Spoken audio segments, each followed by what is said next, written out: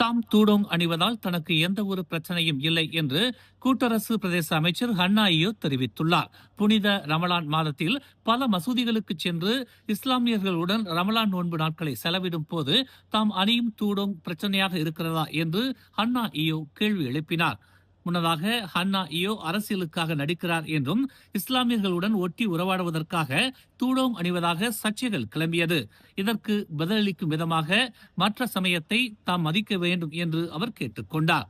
மசூதிக்குள் இப்படித்தான் செல்ல வேண்டும் என்கிற கட்டுப்பாடு உள்ளது என்பதால் இஸ்லாம் அல்லாத தாமும் அந்த கட்டுப்பாட்டை கடைபிடிப்பதாக அவர் குறிப்பிட்டுள்ளார். அதேபோல் பிற சமூகத்தின் சமய வழிபாட்டு தலங்களுக்குள் நுழையும் முன்னர் அதன் பண்புகளை அறிந்திருக்க வேண்டும் என்றும் அவர் வலியுறுத்தினார். அப்படி நம்மால் அந்த சமயத்தின் கோட்பாடுகளை ஏற்றுக்கொள்ள முடியவில்லை என்றால் அப்படியான வழிபாட்டு தலங்களுக்கு சென்று பதற்றத்தை ஏற்படுத்துவதாக எண்ணத்தை கொண்டிருந்தால் அதுதான் மிகப்பெரிய ஆபத்து என்று ஹன்னா இயோ நினைவூட்டினார். மேலும் செய்திகளை தெரிந்து கொள்ள தமிழ் மலர் இணையதளம், தமிழ் மலர் செயலி மற்றும் மலர் டிவி யூடியூப் சேனலை வலம் வாருங்கள்.